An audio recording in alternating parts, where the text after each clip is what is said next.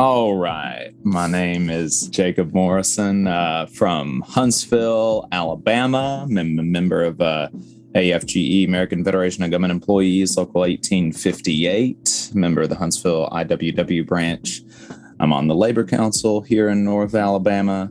And that's about it for me. And I'm host of Alabama's only union talk radio show, The Valley Labor Report. Okay, I'm McKenna Schueler. I'm a freelance journalist and part-time radio news anchor in Tampa, Florida, where I mostly produce coverage on labor, politics, local government, and lately a greater focus on housing issues. I've written for both local and national outlets, including In These Times and Strike Wave. I'm also a member of the National Writers Union Freelance Solidarity Project. Hello, everyone. My name is Tevita Uhatafe, pronouns he and him. I'm a proud member of the Transport Workers Union Local 513 out of Dallas, Fort Worth, Texas. I'm a proud rank and file member, in fact, and I'm also the first vice president of the Tarrant County Central Labor Council, and the Strike Whisperer, they dubbed me, so Hell yeah. I'll take that title. Hell yeah, that's baby. Pretty cool. That's a pretty good title. All right. Well, welcome everyone to another special bonus episode of Working People, a podcast about the lives, jobs, dreams, and struggles of the working class today. Brought to you in partnership with In These Times magazine and the Real News Network, produced by Jules Taylor, and made possible by beautiful Patreon subscribers like you. So as y'all heard, we've got 3 fan favorites on the show all at once. I'm super excited about it. We got my man Jacob from the Valley Labor Report.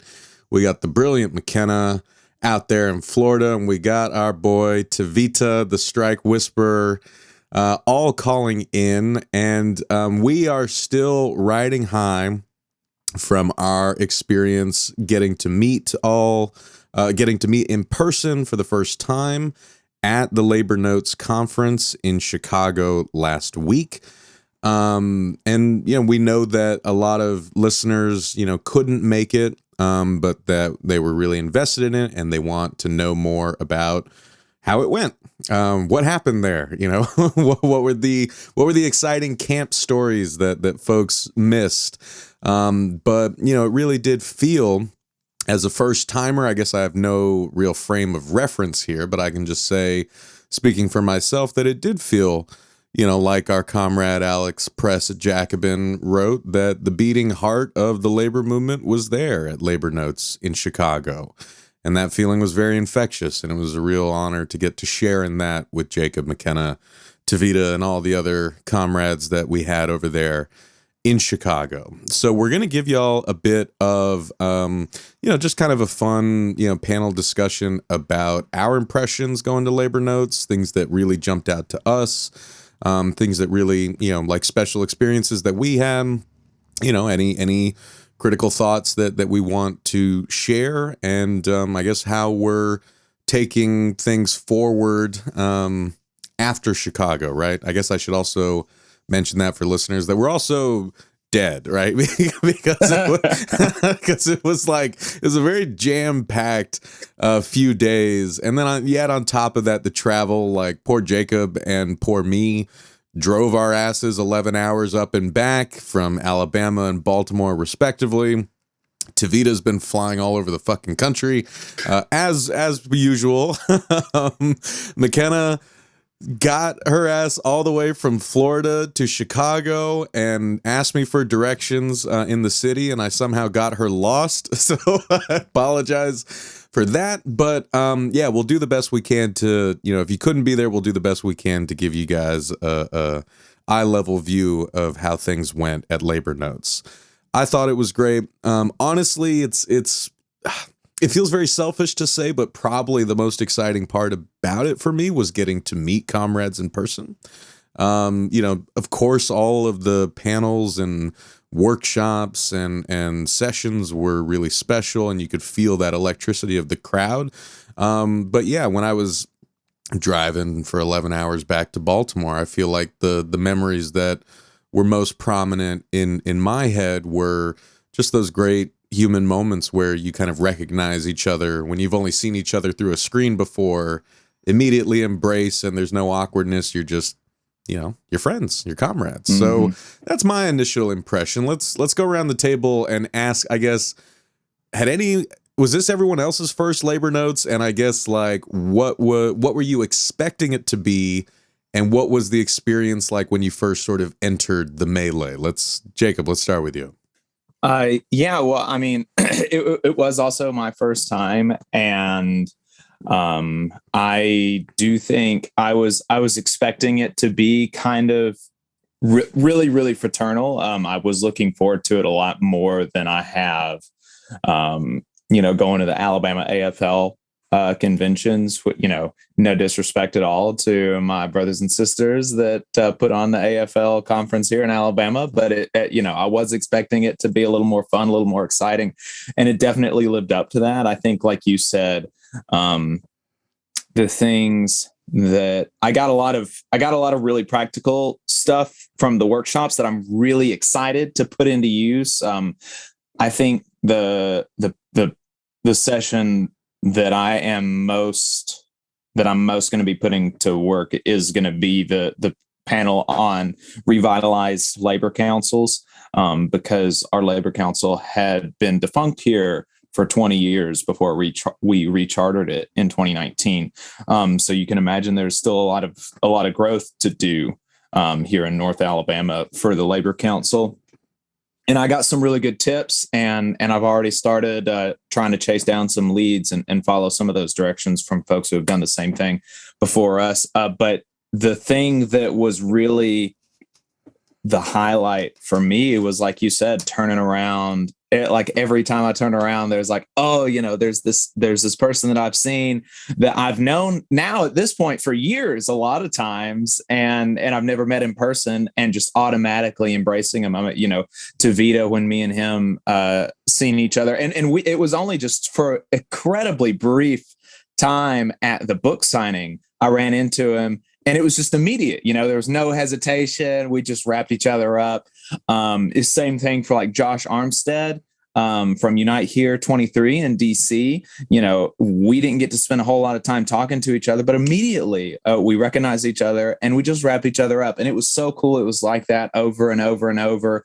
I closed out bars several times, just, hanging out with people, getting to know folks. And it was always every night. It was a different group of people. And that was, it was so much fun, getting to know people like that. And I think another thing that I was really proud of was our response to Bernie Sanders and to baristas and Amazon workers. Somebody said something about it on Twitter, but Labor Notes is like the only place in the world that you're going to get just as heavy or just as big of a response, listening from a barista. The kind of societal inclination would be to say just a barista versus Bernie Sanders, right? But Labor Notes is a crowd that doesn't believe that. We're not just baristas. We're not just transport workers or just anything.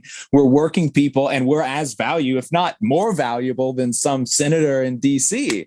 And that was so cool. Being in a crowd like that gave just as much to Michelle and Chris as Bernie. Like that, you couldn't ask for a more, a better group of folks.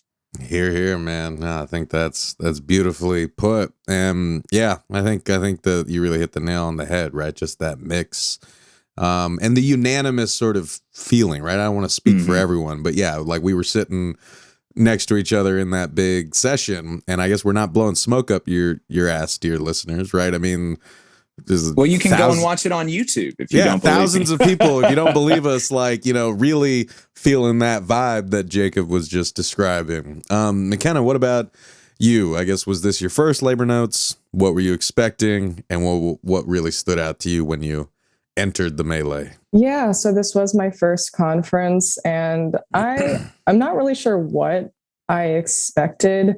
I was a bit uncertain going in.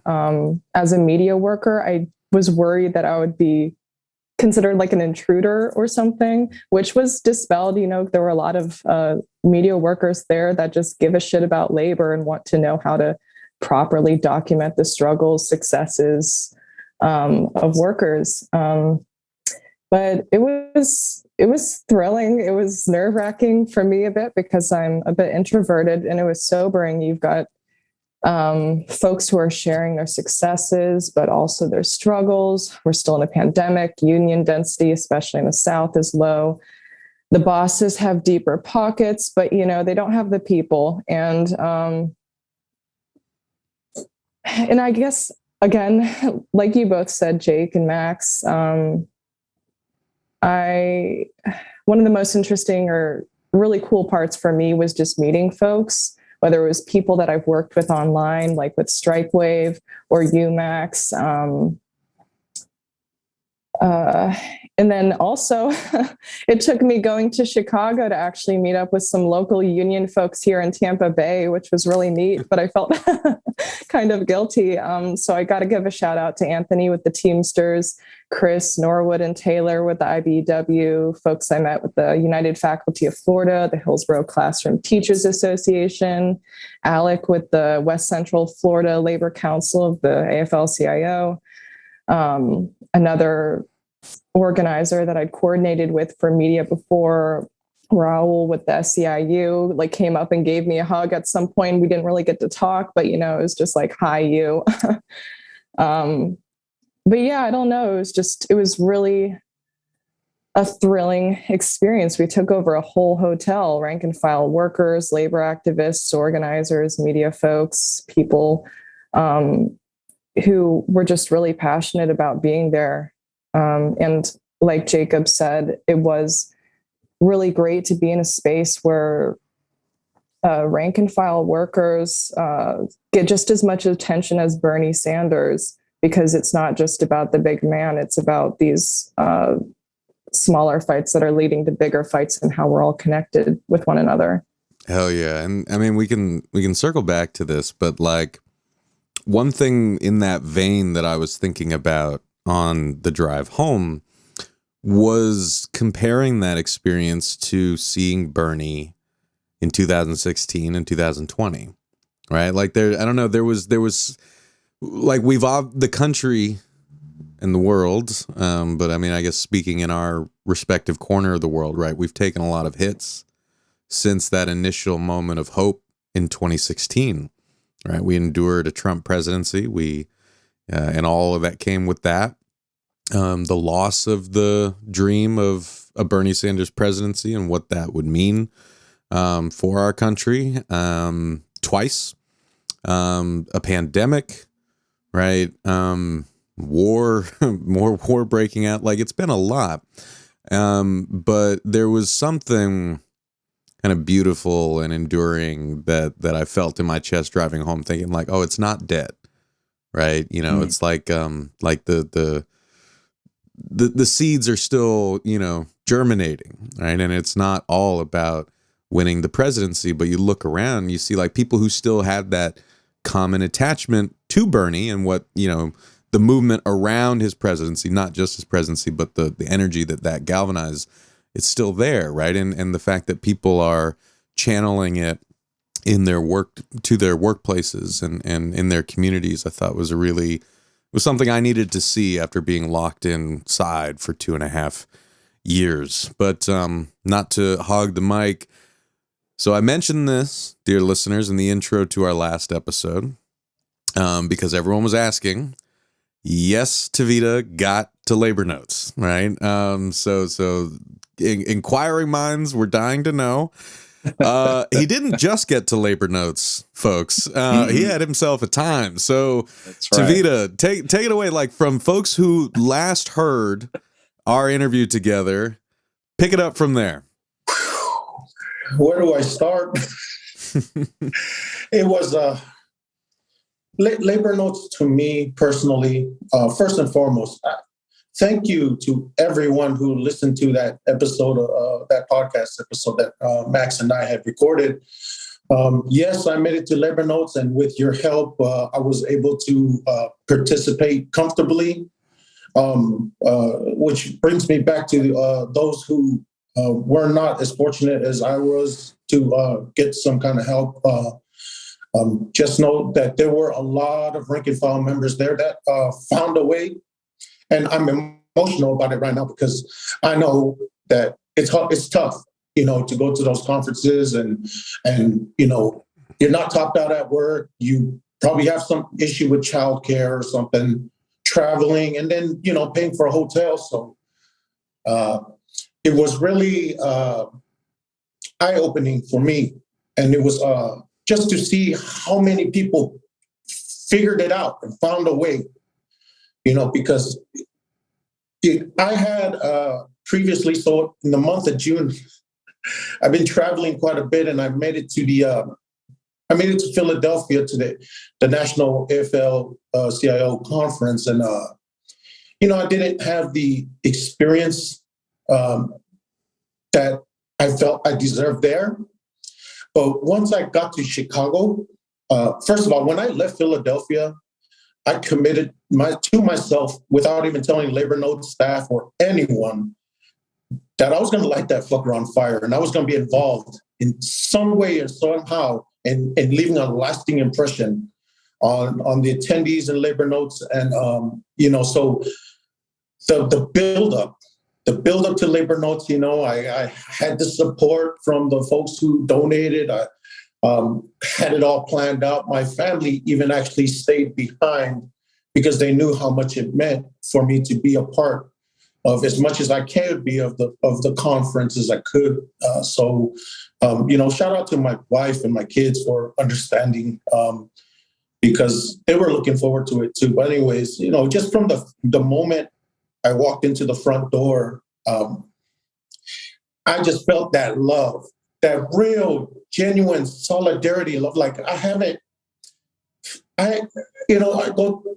spent so much time within my short unionist career impressing those to have some kind of power in my union. But it wasn't until I walked in that door and just, people came and greeted me like I was a hero, and it was just, I can't explain the feeling, because I felt so good. Like these people actually cared about my story, and they understood why I was doing what I did.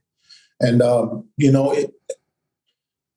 I don't know, like Bernie was standing right next to me on the stage, but I felt like people were cheering for me too, for some reason, I mean, just think about it from my point of view. And I'm like jumping around because my weekend was crazy, but just from my point of view on the stage, and just looking from left to right, and just a sea of people, responsible people wearing their masks, which was important because we wanted to make sure that people were safe.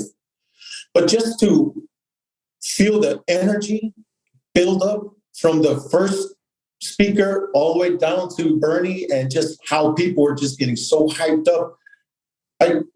I wish I could bottle up that energy and just take sips of it when I'm feeling down, because man, that is better than any drug. That high, that solidarity high I see from the stage, and just people's faces. They were so excited to listen to the stories of the workers. I mean, we all work for a living, and just to hear somebody else struggle through something and then overcome it with a group of people. I mean, how do you explain to people how, you can't physically see it, but just the power that was in there, and the collective power, and that everybody it felt like everybody was sharing the power and sharing the moment. It was unbelievable.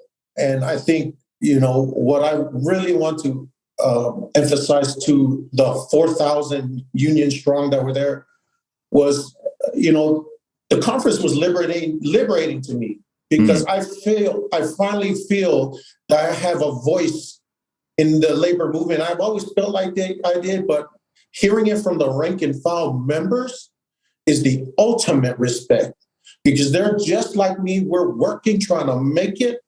But just to hear that, hey, man, we wish we could do what you're doing. We want you to succeed, and just, wrap their arms around me, at a time where I really needed it, where I really was soul searching for my role in the labor movement.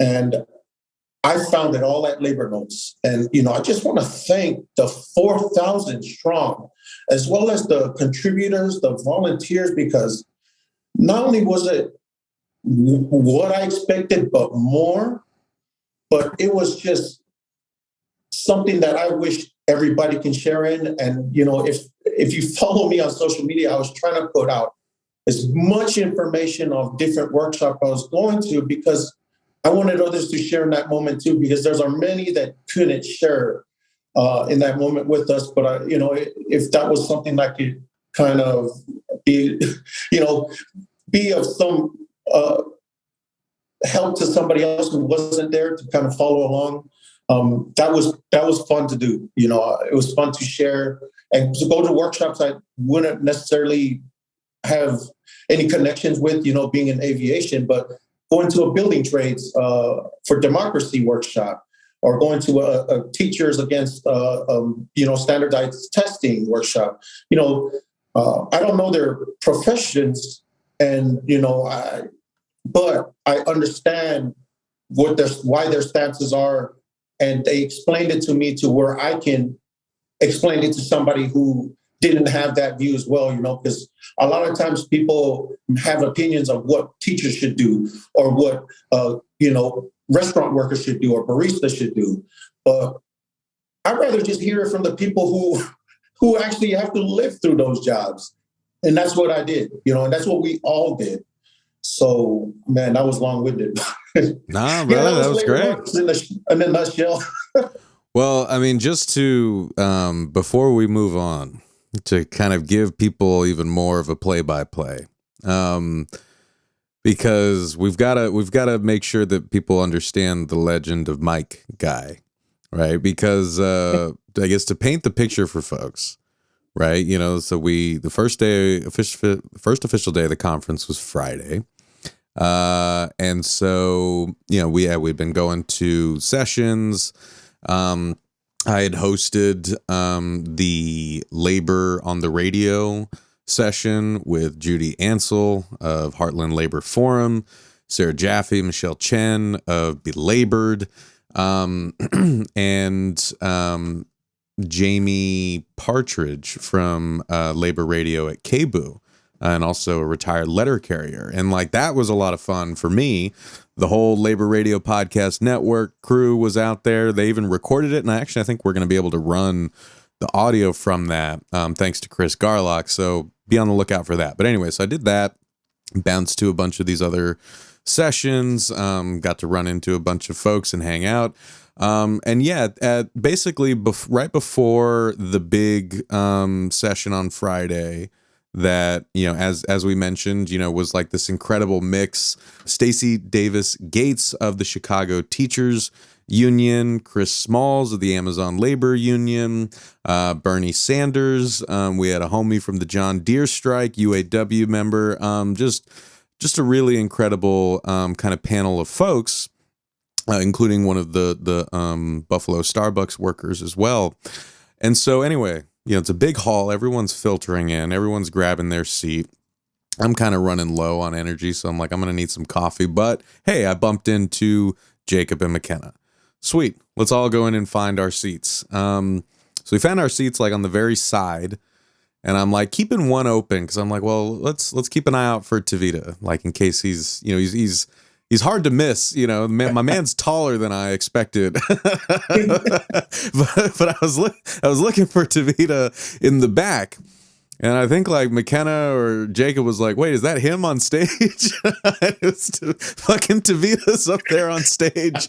And I was like, yep, that looks like him. And I guess, so Tevita, how did you find yourself in that position? And I guess for folks listening, just not to make you talk a lot longer, but just give us I guess a sort of play-by-play of how that went and because you also mentioned that you were showing your kids those pictures. So I guess just kind of give listeners a window into that real quick. Yeah. So maybe a week ago or a week and a half before Labor Notes, Sarah Hughes of Labor Notes reached out and said, hey, we understand that you're coming to Labor Notes, and we would like you to, be around the stage, have kind of a stage presence, just kind of look out for, the speakers and just kind of be around like as a strike picket line captain, if you will.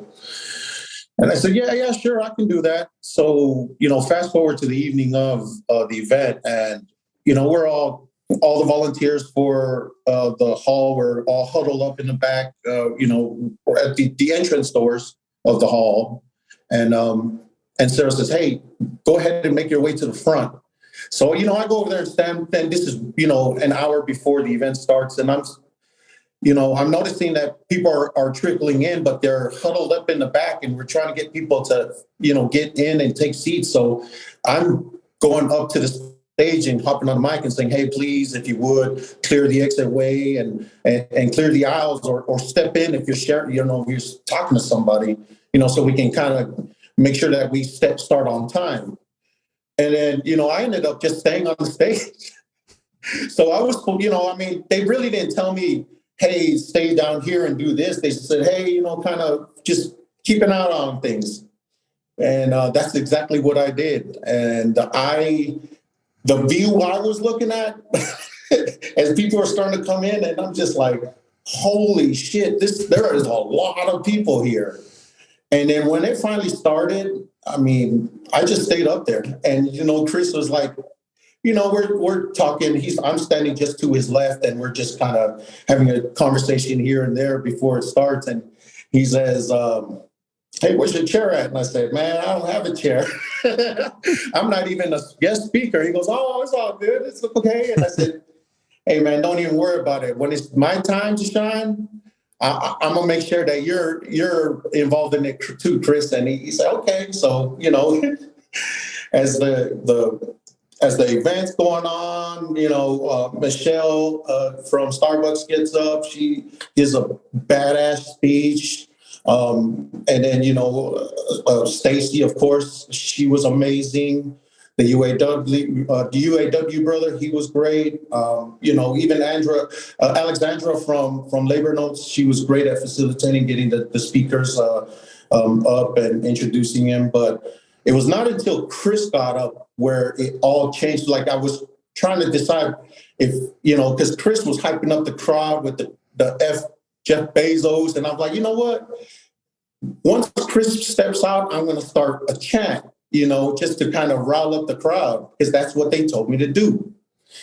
So Chris knocks down the microphone after he's done with his speech. And that's kind of where the mic guy came in anyways, he knocks down the mic stand and walks over. And as soon as I saw the crowd was following Chris, and I just started shout ALU, ALU, and it just like 4,000 people were just screaming ALU. It felt like I was in it looked like a concert.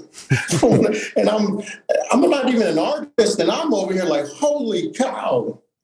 So anyways, Chris knocks down the microphone, and then Bernie's right after him. So, after all the rah-rah with ALU and Chris, Bernie starts, and he's like trying to hold the mic. And, I just saw it from the corner of my eye that the gentleman that was sitting just to the right of him, the artist, was trying to stand up to hold it for him. So I just casually walked over and just kind of just put my arm just close to Ernie's elbow, and just kind of hold it and prop it up so he can speak. And I tried my best to hold it so he can deliver the message, right? Because this is one of the senators of the United States, and it's Bernie Sanders, and I'm right next to him. I have no business being next to him, but I'm trying to hold the mic. Well, honestly, like, I mean, you're a strong ass guy, but my thought was like, man, his arm's got to be tired. It felt like forever. Like I was switching. So I was, because you had the podium, in which the podium had a T-shirt that was taped up with the Labor Notes logo on it. I was like, man, that's our ghetto right there. But anyways, so I'm shifting my stances, but making sure that my arm does not move. And it felt like eternity. So Bernie, and Bernie knows that I'm getting tired, and he's kind of, just wants to get over with the speech. So he finally finishes, and Bernie looks up at me, and I look down at him, and it was like we just both exhaled at the same time and just gave him a big ass side hug, and we made it. So, I mean, I can't even believe that happened. Yeah, man. It's I imagine if my dad went to a conference and then came back with pictures of him standing right next to Bernie Sanders, I'd be like, what the hell? Well, how did that happen? The first thing my 7-year-old asked me was, hey, did you have your Bernie socks on? Because he packed my Bernie socks, knowing that Bernie's going to be there. And I said, yeah, but I was wearing long pants, so you can see. But I did have them on, and they were happy about that. That's awesome, man. Yeah, the legend of Mike Guy was born. So if I'm sure folks who follow Tevita have been seeing like people like photoshopping him into holding the mic for like Elvis and like other stuff. That's great, man. I mean, it was really a beautiful thing to see you up there and to see, like just the great reception folks were giving you, the speakers, and like you said, it was all love. I mean, like I think what was also really important, right? And a lot of this I didn't necessarily get to see. I kind of heard about it secondhand, but I mean, I think and I say this just quickly, right? To kind of make sure that listeners know, right? I mean, like everything that Jacob, Tevita, and McKenna have said, like, I second, right? I mean, I felt that energy and felt that love and solidarity, and it really was overwhelming in a good way. At the same time, I learned kind of the importance of this gathering, both at a time after 2.5 years of pandemic conditions, right, where gatherings like this haven't happened, but also, it feels like a lot of the excitement and momentum about the movement has been building, but a lot of that has been sort of expressed locally or online. And so it felt like this was like the first real time to sort of see how real the online, like version of reality was, right? And then boom, there you go. Like, and I mean that in a lot of ways, right? Because you get there and oh shit, I've been seeing these updates about Starbucks stores. These are the people actually working there, and they're meeting each other, and they're excited to meet each other, and they're talking to each other and strategizing. Oh shit, here are not just Amazon Labor Union folks, but Amazonians United folks meeting and talking.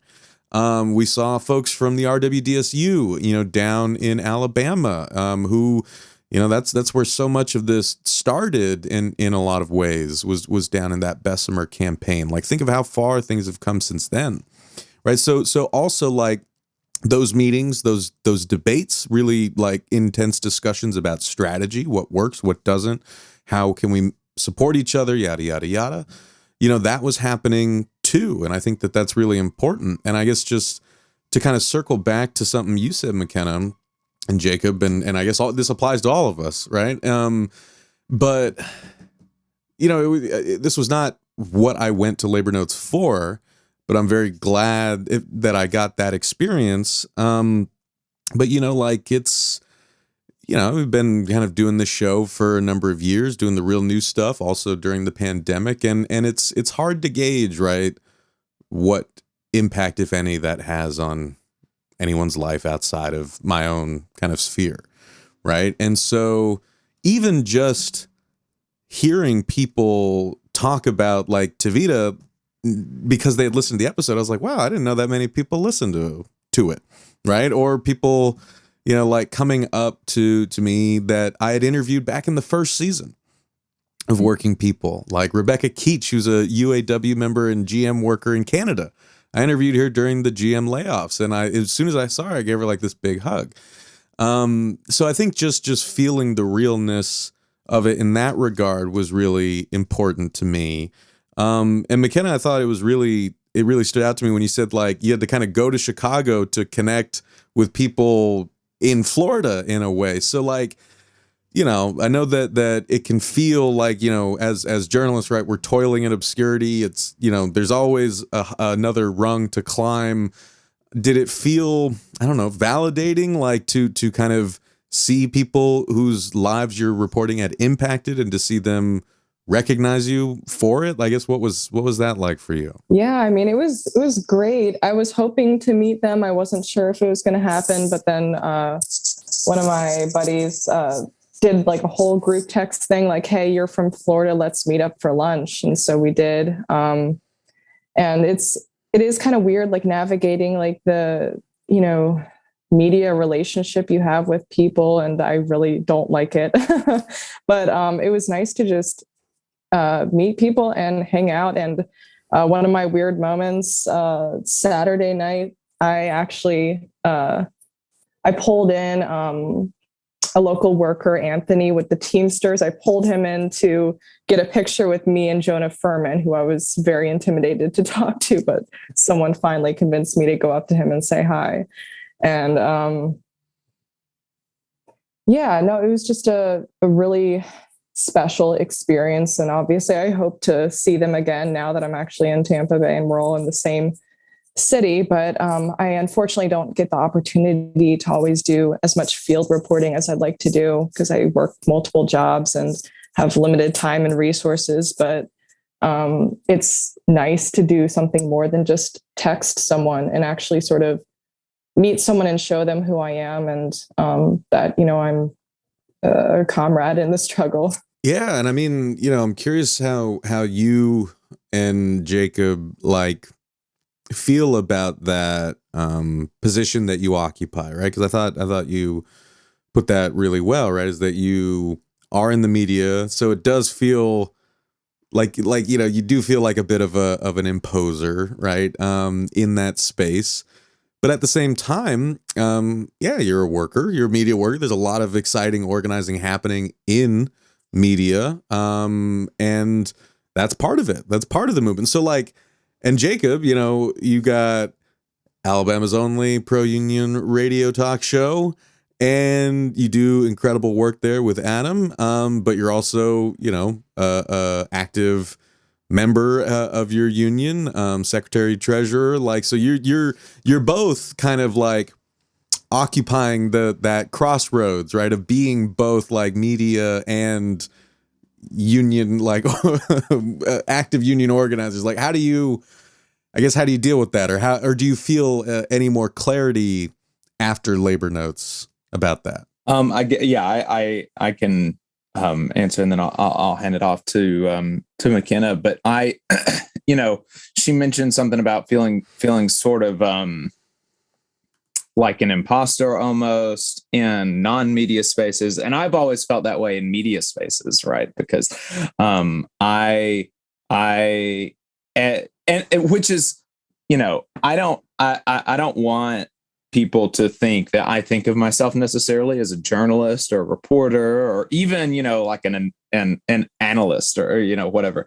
I'm just the guy who has a job, who thinks work sucks and we should do something about that, and I love people, and I want to talk to them about that. I want to talk to them about how we can, make our jobs better, and stuff like that. And so because of that, this isn't the media part of my activism is not my job. It's something I do once a week. It's something I do on the side. I don't take any money from it. And, so when I'm in media spaces with people like you or McKenna who are doing this really cool original reporting, I definitely feel like an imposter. And I know that you've talked about, Max, feeling like, and this is something that I think that anybody that does media type stuff feels at some point or another, no matter how big you are. But I definitely feel sometimes like, am I just frantically yelling into a microphone, like out into the wind, right? Like nobody's listening, nobody cares. I'm not helping anybody. This is, and coming from an evangelical kind of background, I worry that it's like a vanity project, that it's just pride, that it's just that I like to hear myself talk. And of course, anybody that's willing to get in front of a microphone, there's a certain amount of narcissism that has to be involved there, I think. But, I do, that is something that genuinely sometimes keeps me up at night. Like, is the Valley Labor Report just a vanity project? And could I be doing something better that is less in the spotlight with my time, that would be more help to more people? And I think that's something that I'm always going to struggle with. But talking to people that I've talked to on the show, and talking to people that have listened to the show and have gotten something out of it, and have been able to use interviews and segments to educate people about a topic or their struggle, that was super validating for me, as somebody who has these kind of internal struggles about that part of my activism. So it was definitely validating. There was like 3 or 4 people that I didn't know from Adam that came up to me and was like, "Oh, hey, I know you don't know me, but I listen to your show. It's really cool." I think, and that was, of course, Labor Notes is going to be the place that's going to happen, right? But it was still really cool, and yeah, definitely validating. Well, and also it's I guess like this is again one of the great things about Labor Notes is they do the work of putting those pieces together, right? So like, yeah, on the media side, right, as we're out here, speaking into the void, or so it feels a lot of days.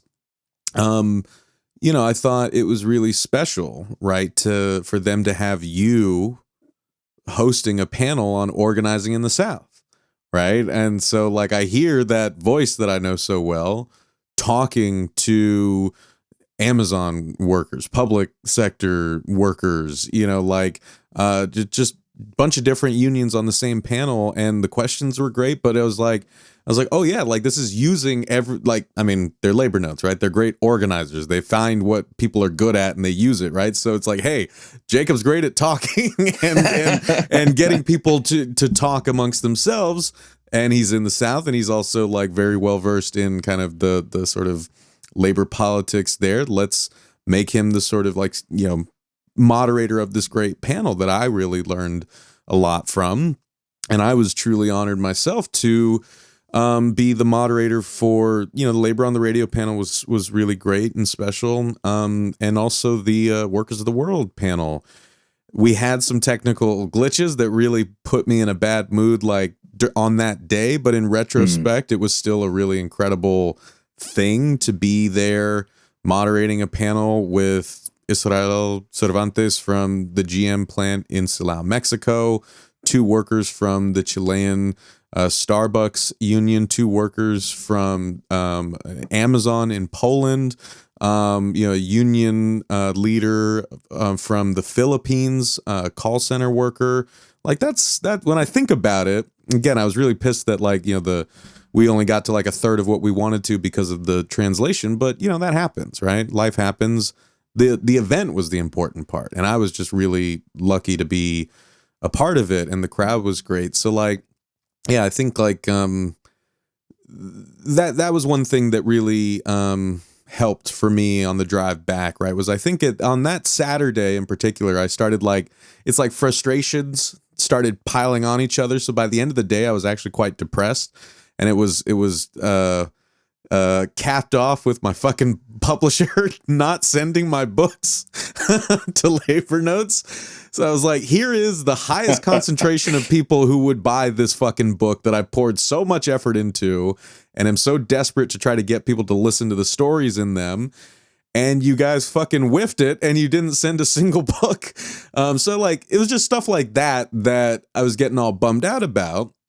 But I got over it. And then like when I was on the drive home, I was able to have a moment of clarity where I was like, well, stop thinking about how the conference didn't measure up to everything you wanted it to be, and start appreciating it for what it was, right? And be grateful that you were there. And in that light, a lot of things really started to kind of connect for me. What about you guys? I guess, were there any sort of like post conference reflections that really stood out to you that you'd want to share with folks? I guess I just wanted to add really quick, kind of on the last thing too, in response to you, Jacob. I also feel like an imposter in the media space. I really just inserted myself into the local media space a couple of years ago. I don't have a background in journalism or anything. So I feel kind of like, even when I say I'm a journalist, I kind of cringe a little bit inside, because I come from a background of organizing or activism. So honestly, going to Labor Notes kind of felt like going home a little bit and being with family. It felt like somewhere where I could just like unapologetically be, my pro-labor self, wanting to learn more about how to, support the labor movement. And yeah, so that was a takeaway I kind of had at the end. And I've been thinking about a lot the past couple of days, like what to do moving forward, and what my role is. Well, and maybe we mentioned this when we were all together in Chicago, but I don't know. I don't know what it says about us or our culture or the industry that all of us can feel that way. Because I mean, I don't know if I expressed it to you, McKenna and Jacob, but I feel like an outsider in this area, right? I've always felt that way. I felt very much like an outsider in the labor media circles when I started this show. And I think I had at times good reason for that, right? The people who were known entities in this space did not really give me the time of day, and in fact made it kind of seem like they didn't like me very much. And so, you take that to heart, especially when you're kind of starting out. Same goes for when I was writing, right? At the Baffler and in these times and places like that. It felt like everyone else was in this club that I just wasn't in. And I think part of that was just not being in New York. I think like maybe that's the common thread. If you're not in New York, you're always going to feel that way. And if you're in the South or the Midwest, you're going to have that special chip on your shoulder, which I think makes us better at what we do, frankly. But it still feels like shit a lot of the time. Yeah, I want to interject and say I got a comment that said on one of the YouTube videos that I clipped that said easy on the anti-Yankee talk. Never. I will never do that. So I just wanted, that is a good opinion that I have. Anti-Yankee. So yeah, keep it coming, man. I'm like, oh yeah, hurt me, Jacob. Well, you're from California. That's not quite Yankee. That's not South, but that's not Yankee. All right, fair enough. I still feel interpolated by it. I'm just like, get my ass, daddy. But like, I think that's again, I don't want to speak for everyone. I don't know if everyone feels this way, but I think like that's something that I've tried to carry over in this show, right? Tevita's a great example of that, right? It's like, it's like, okay, if I never feel fully part of this group, right, or this movement even, right, if I'm just kind of someone floating around on the periphery trying to help, right, what I at least can try to do is help other people feel more at home in that movement. Working people, help people feel like their stories matter and help them feel like other people are listening and that they do mean something to the folks who are fighting for a better workplace and a better world. And I think that that's what was really, this is the last thing I'll say about it, is like, that's what I thought leaving the conference, right? Was I felt like I had talked to so many workers, especially the young folks, but not exclusively, right? Even like older Canadian workers who were just like, they had that same trepidation, like they felt like outsiders a bit. And they didn't feel that way so much after labor notes, right? I think that that's even just, again, some of it you can plan, some of it you can't. Some of it is just the fact of getting to be there and talk to people. But I think that the thing that I'm most grateful for, again, apart from actually getting to meet comrades in person, and I think what I'm most grateful for regarding labor notes, shout out to all the amazing organizers, Luis Feliz Leon, Jonah Furman, we mentioned Al Bradbury, like everyone, like I'm going to leave so many people out, but y'all did an amazing job, and all the volunteers and translators. It was an incredible effort. But I'm really grateful to all of them and to all of you listening who were part of that, for providing that space for people to feel like this was their movement and that they do belong. And I think that is something that we should all try to spread as far and wide as we can wherever we are. So those are my thoughts. So let's see. I think Jacob and Tevita, I'll let y'all hop back in here. Any sort of like reflections, post-conference reflections that you think are worth sharing? Because I can't keep you guys for too much longer. Oh, well, yeah. Reflections. I on a personal level, I really found I'm liberated. I feel liberated. I mentioned that earlier, but oftentimes, my story's pretty rare, in which, I rose up pretty quick in my union. But, I was so busy trying to please the people who I thought would take me somewhere. The people who make decisions, and just speaking to the workers and actually hearing genuine, love for my story, and those who appreciated me opening up so much as to putting myself out there for someone to think negatively about how I was raised, or how I came up, or how I grew up. But just the fact that people really, really genuinely care for me. And it didn't have to be somebody that's in charge. I feel that I can say things now and not be intimidated, because I know that there are a lot of people behind me now that more than I ever knew, and that they really care. And it's just knowing that I have a voice, a real voice now. I'm not scared anymore to fight for somebody I don't know. To have that tough conversation with someone within my local now about why it's not a good idea to be anti-Asian, or that kind of racist anti-Asian racism that's going on. Just to be, to tell my story to a packed room full of Asian American Pacific Islanders, and tell them kind of my story, and use props to do it, with sticky notes on my shirt. Now, sticking them from my shirt and putting it on the whiteboard, kind of like as a timeline of, this is what I did here, and this is what I did here. And it was the visuals and just the reception following my speech to these workers. I felt like a celebrity when I was done with it, because, I'm just a worker. I go through all these strikes, but when people are coming up to you and hey, I want to take a picture with this guy, and waiting in line, look, I'm not Chris Smalls, but man, that still feel pretty cool. So yeah, I felt I know myself now, and I know my role in the labor movement, and it's always to be there for the workers.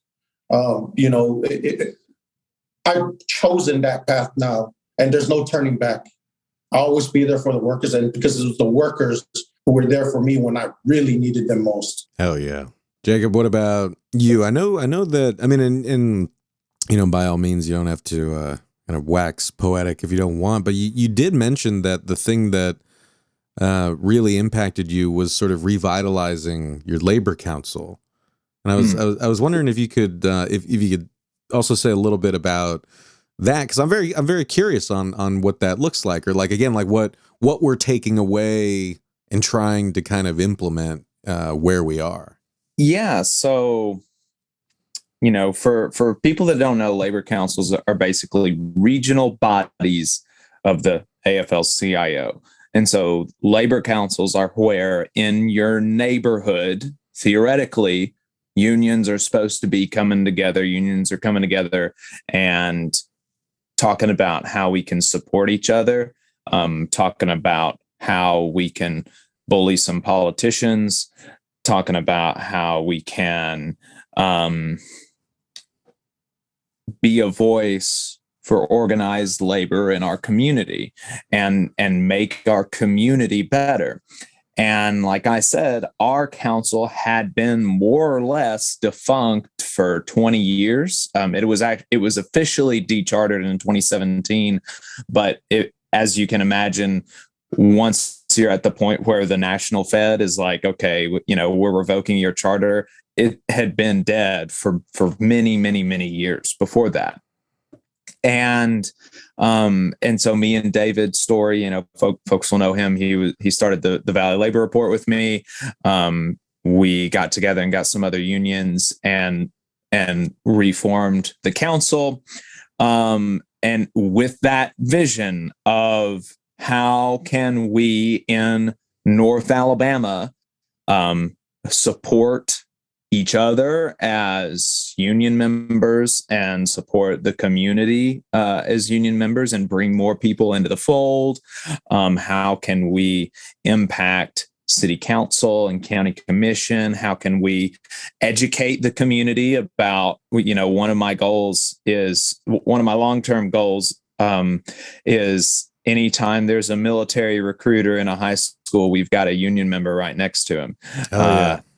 And, that's something that I would really like to see in North Alabama and the 7 counties that we represent, which is going to be really hard because the military has unlimited money to send people to try to, convince poor folks that they need to, join the military to get a college education. And I think that a lot of times, unfortunately, they join it for the right reasons, but I think that the empire and the military has like a negative impact on the world and poor people in other countries, and so I think it's important to show people like, look, there are multiple ways that you can go get a job and not have any college debt. A lot of the trade unions, they're a really good path to the middle class. There was a study just the other day talking about or that showed that not only are there a path to middle class, but a trade union apprenticeship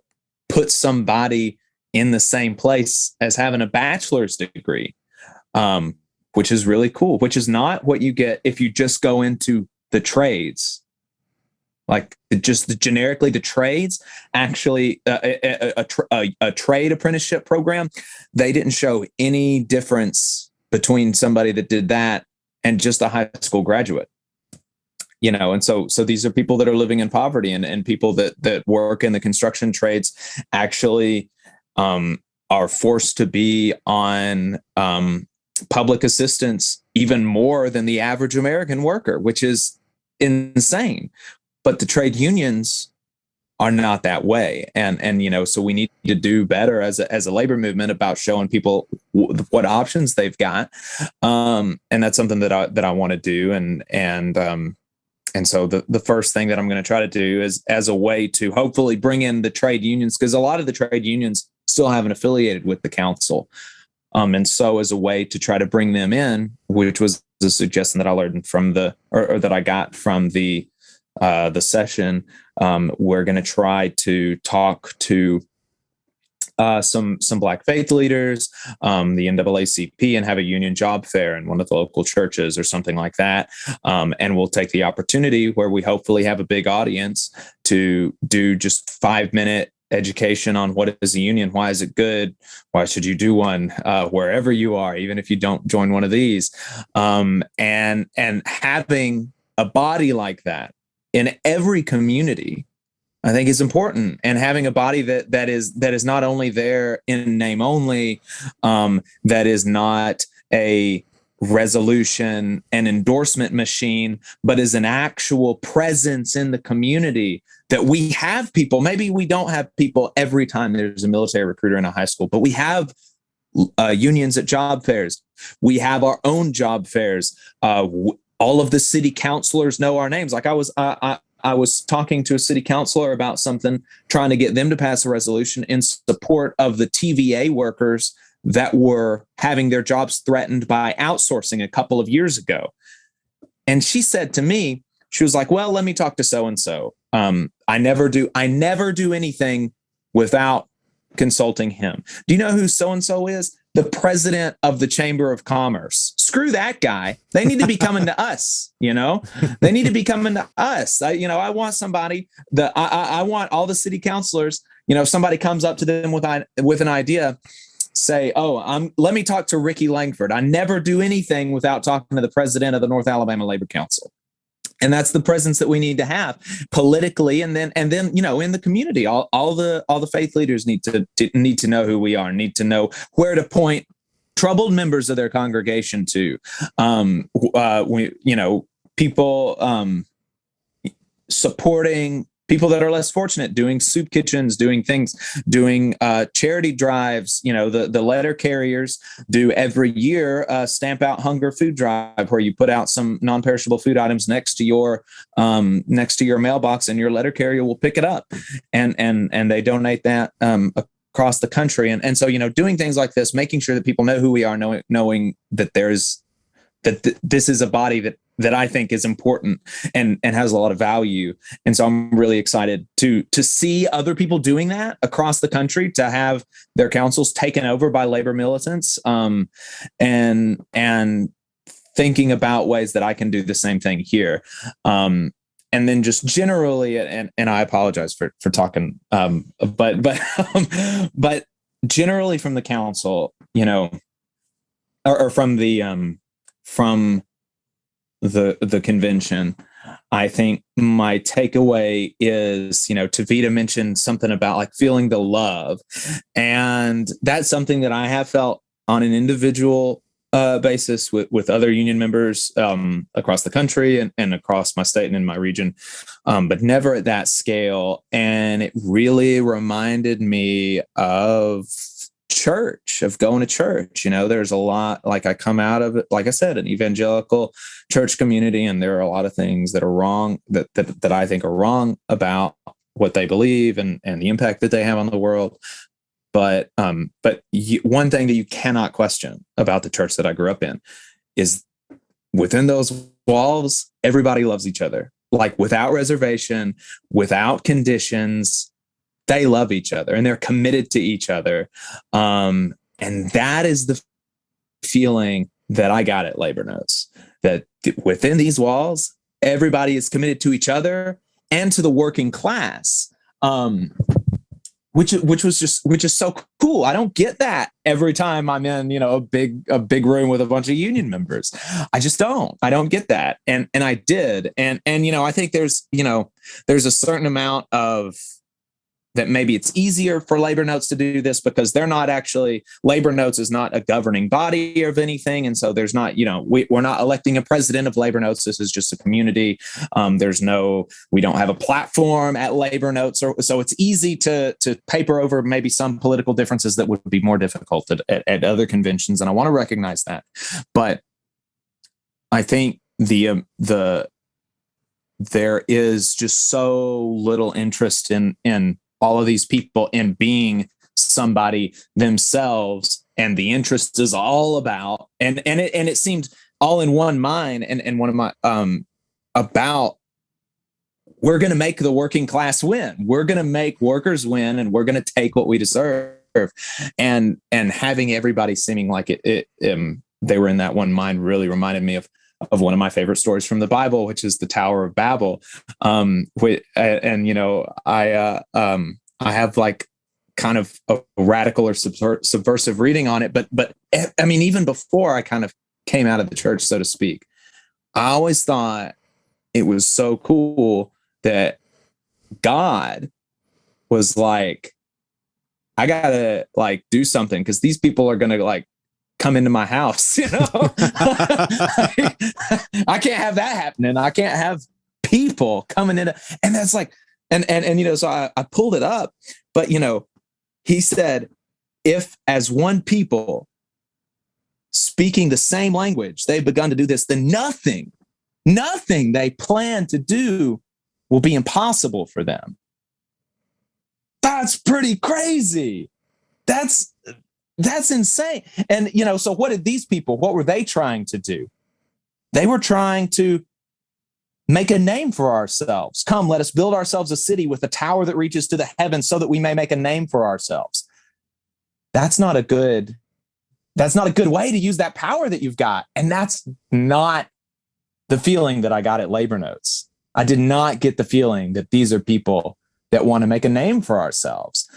We were a group of folks that want to use the power that can reach the heavens, being in one mind and one language, a language of solidarity, to make the working class win. And I think that's a good way to use our power. And you know, if there is a God, I think he would be pleased with that. Hell yeah, brother. Amen to that. No, I think that was beautifully put. I got chills like hearing you talk about it. And it like reminded me of a thought that I'd had recently, right? About like, you know, the Moses and the Jews, you know, kind of defying Pharaoh and leaving Egypt. And thinking about it, I was like, you know, the most miraculous part of that story is that the workers left, that the workers walked off the job, right? You know, that many under the thumb of that powerful of a ruler, actually kind of, yeah, essentially striking. And yeah, I think we should have another follow-up conversation about digging back into our religious upbringings, because I think there's a lot there. Hearing Big Mike down there. I mean, I think there's a whole lot of good stuff there. But you know, just to finally kind of round things out, because I thought Jacob, otherwise I would have just ended there because what Jacob said was beautiful. But I wanted to give McKenna and Tevita a quick chance. If there were any other of those sort of like practical things that you're taking back with you, I'm gonna steal one from Tevita. Because it's something I've preached about, but I really felt everyone kind of like commit in that moment when I walked into a workshop or a panel that was on like teachers facing this kind of batshit, you know, like right-wing surge from parents and politicians, you know, against critical race theory or against, you know, like trying to limit the curriculum. Don't Say Gay bill, which McKenna and I and Michael Sinato talked about on another bonus episode, right? But teachers are really, as is perennially the case, they're under attack. And we this was a panel about that and how people are dealing with that, including folks who've been fired. And Tevita, rank and file member of the Transport Workers Union, stands up and he says, yo, we all need to go to these school board meetings.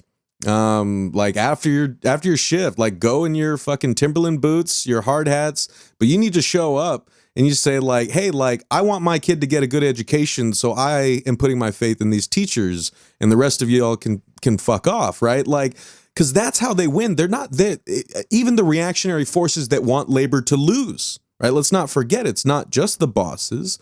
There are, you know, people who fundamentally think that labor unions are bad, that working people don't deserve better, or that working people can be attacked so viciously as we're currently seeing teachers being attacked in this country.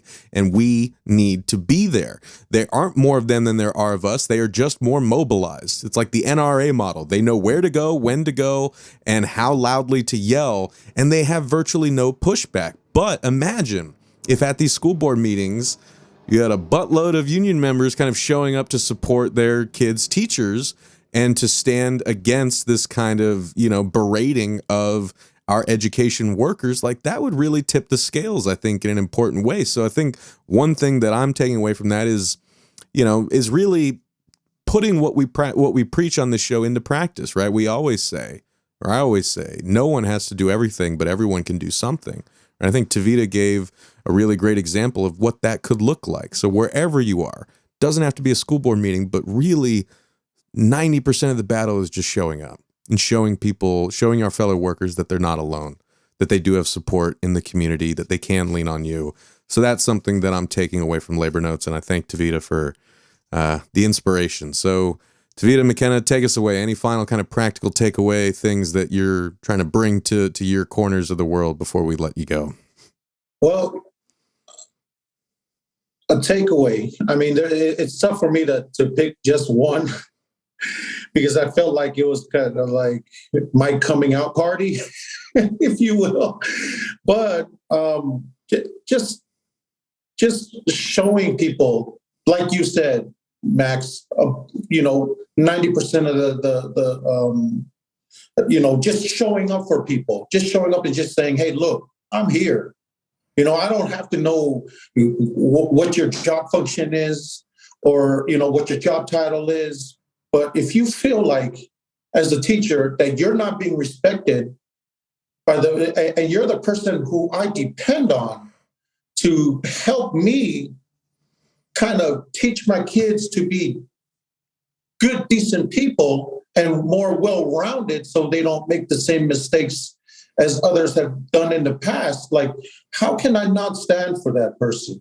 How can I not give just a little bit more to show them, just by showing up, show them that I care, that I appreciate them, that I appreciate their struggle, and I appreciate them for being there for our kids because it's hard.